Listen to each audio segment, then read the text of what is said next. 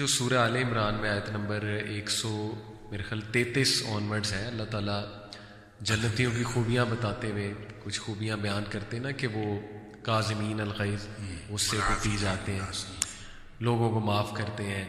پھر یہ کہ وہ جب ان سے کوئی گناہ ہو جائے، فحش کام ہو جائے، تو وہ اللہ کا ذکر فوراً اللہ کو یاد کرتے ہیں. اور کون ہے جو اللہ کے علاوہ گناہ جو ہے وہ معاف کر سکتا ہے؟ تو یعنی جنتی ہو گئی وہ جو گناہ گار ہے، ظاہر ہے وہ گناہوں کی معافی مانگ کے سبحان اللہ اللہ کی رحمت سے جنت میں گیا ہوگا. کیونکہ شیخ یہ میں اس لیے بھی آپ سے پوچھ رہا ہوں کہ جس دور میں ہم رہ رہے ہیں، نوجوان آپ کو پتہ ہے طرح طرح کے گناہوں میں مبتلا ہیں.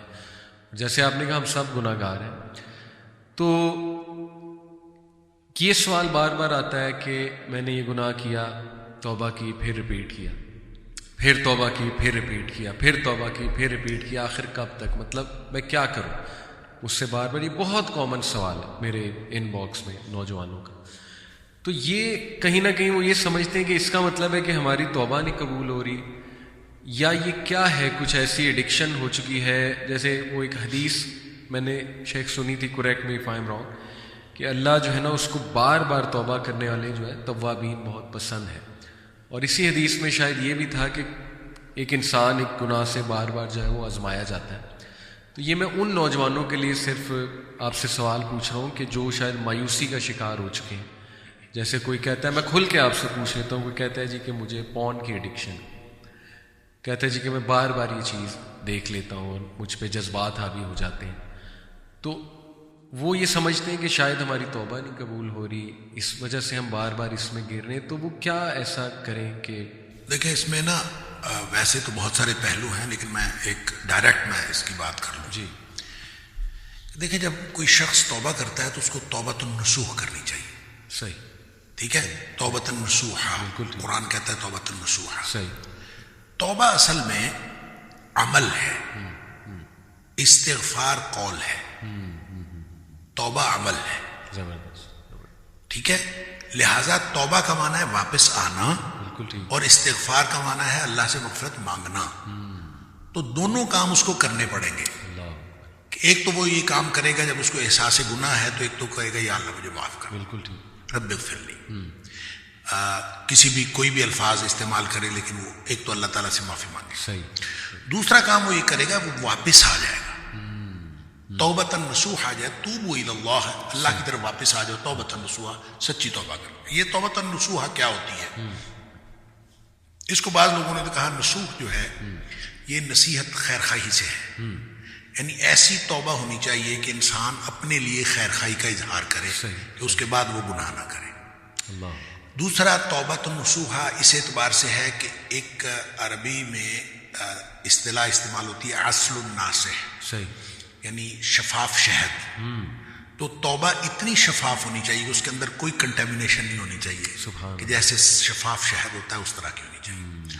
اور تیسرا اس کا مفہوم توبہ نصوح کے حوالے سے کہ نصاحت الصوب ایک لفظ استعمال ہوتا ہے کہ کپڑے کو رفو کرنا، کہ جس کے اندر کوئی کٹ لگ گیا ہے صحیح صحیح. تو اس کو رفو کر کے وہ کٹ جو ہے وہ پورا پر کر دینا. کیا بات. تو گویا اب آپ نے جو توبہ کرنی ہے وہ ان تینوں میں سے کسی پہلو کو کور کرتی ہوگی، تو وہ توبۃ النصوح ہے. صحیح. اچھا، اس کو ایک امام بغوی علیہ الرحمہ نے ایک حضرت معاذ بن جبل رضی اللہ تعالیٰ عنہ کے حوالے سے ایک روایت نقل کی ہے.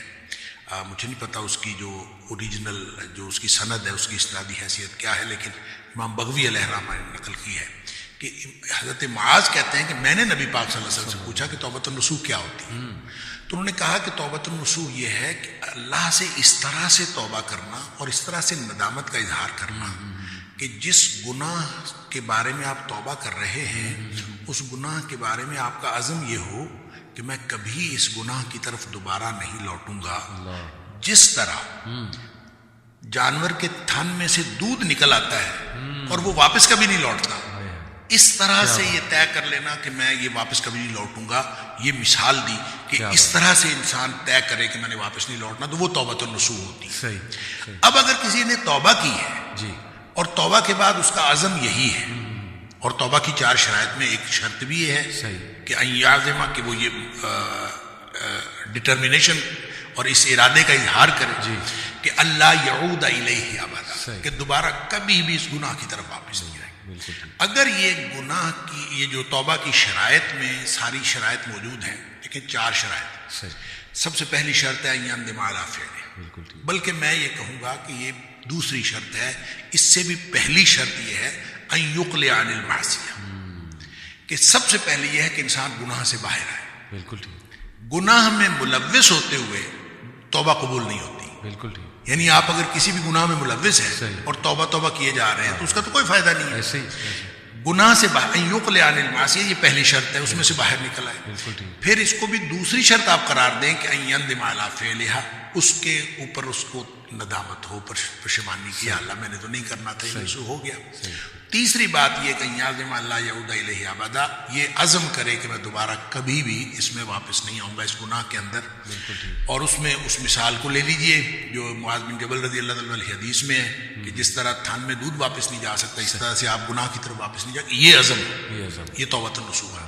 چوتھی شرط اس وقت لاگو ہوتی ہے جب آپ نے کسی اس عمل کے اندر، اس گناہ کے اندر کسی آدمی کا، کسی فرد کا حق بھی شامل. آپ نے کسی کا حق مارا ہے تو جب تک آپ اس کا حق اس کو واپس نہیں کریں گے آپ کی توبہ قبول نہیں ہوگی. لہذا یہ نہیں ہے کہ آپ صرف اللہ سے توبہ کر لیں. آپ نے کسی کا مال چوری کیا ہے، کسی کو نقصان پہنچایا ہے، آپ اللہ سے توبہ کر لیں تو آپ کو گناہ معاف ہو جائے گا، ایسا نہیں ہوگا. صحیح. حقوق العباد جو ہیں وہ آپ کو پورے کرنے پڑیں گے، پھر آپ اللہ سے معافی مانگ لیں. ہاں اگر کسی کا اگر حق آپ پورا نہیں کر سکتے آپ اس سے معاف کروا لیں. آپ اس سے معاف کروا لیں کہ مجھے معاف کر دیں، میں نہیں پورا کر سکتا، پھر آپ اللہ سے معافی مانگیں. اچھا، جب کسی نے توبۃ النصوح کی ہے اور سچی توبہ کی ہے تو وہ توبہ ہے ہی ایسی کہ اس کے اندر یہ ڈٹرمینیشن شامل ہے کہ میں واپس نہیں جاؤں گا اس گناہ کی طرف. اگر ایسی توبہ کی ہے تو وہ قبول ہے انشاءاللہ.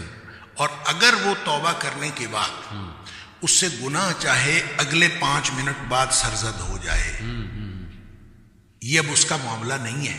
اس کی توبہ اگر ان ساری شرائط کے مطابق تھی اور اس میں یہ عزم شامل تھا کہ میں نے ساری زندگی گناہ نہیں کرنا، اگر یہ عزم شامل تھا تو اس کی توبہ قبول ہے. بالکل ٹھیک. اگر پھر اس سے گناہ ہو گیا تو ظاہر ہے ونس اگین وہ کسی حالات کی مغلوبیت ہوگی یا جذبات کی مغلوبیت ہوگی.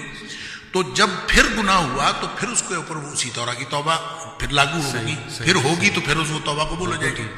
یہ عمل اگر کوئی شخص دن میں 10 دفعہ بھی کرتا ہے، مسلم شریف کی حدیث ہے کہ آدمی گناہ کرتا ہے، گناہ کر کے پھر اللہ تعالیٰ سے کہتا ہے یا اللہ مجھ سے گناہ ہو گیا ہے تو مجھے معاف کر دے، تو اللہ تعالیٰ فرشتوں سے کہتا ہے کہ یہ جو میرا بندہ ہے اس نے گناہ کیا ہے، کیا اس کو یقین ہے کہ میرا ایک رب ہے اور اس کو یقین ہے کہ میرا رب معاف کر دے گا؟ اور فرشتے کہتے ہیں یا اللہ یقیناً اس کو یہ یقین ہے، اسی لیے تو آپ سے معافی مانگ رہا ہے.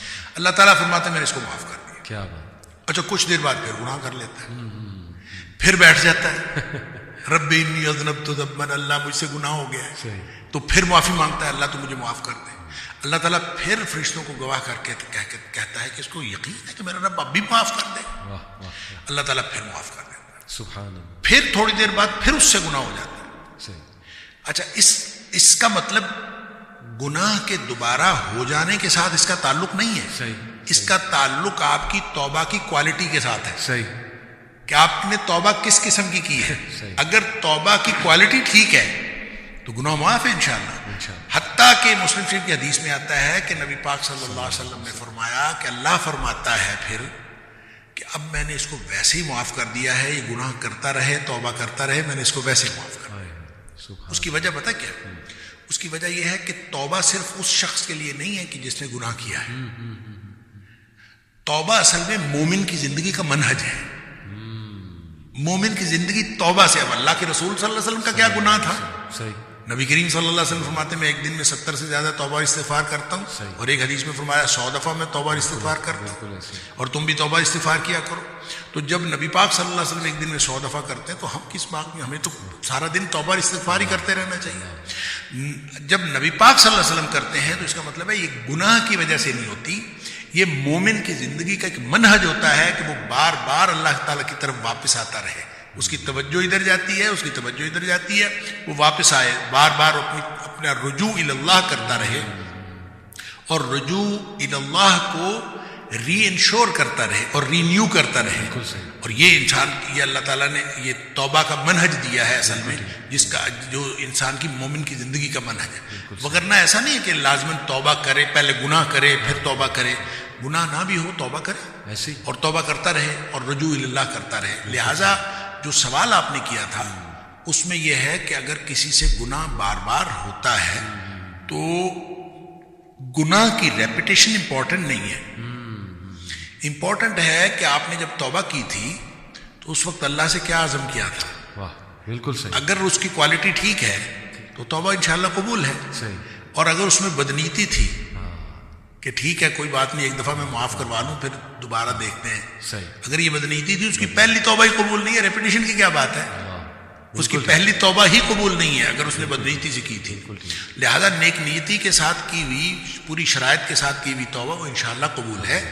اگرچہ اس سے تھوڑی دیر بعد بھی گناہ ہو جائے یا کچھ عرصے بعد پھر گناہ ہو جائے تو ریپیٹیشن امپورٹنٹ نہیں ہے، توبہ کی کوالٹی ہے. کیا بات ہے.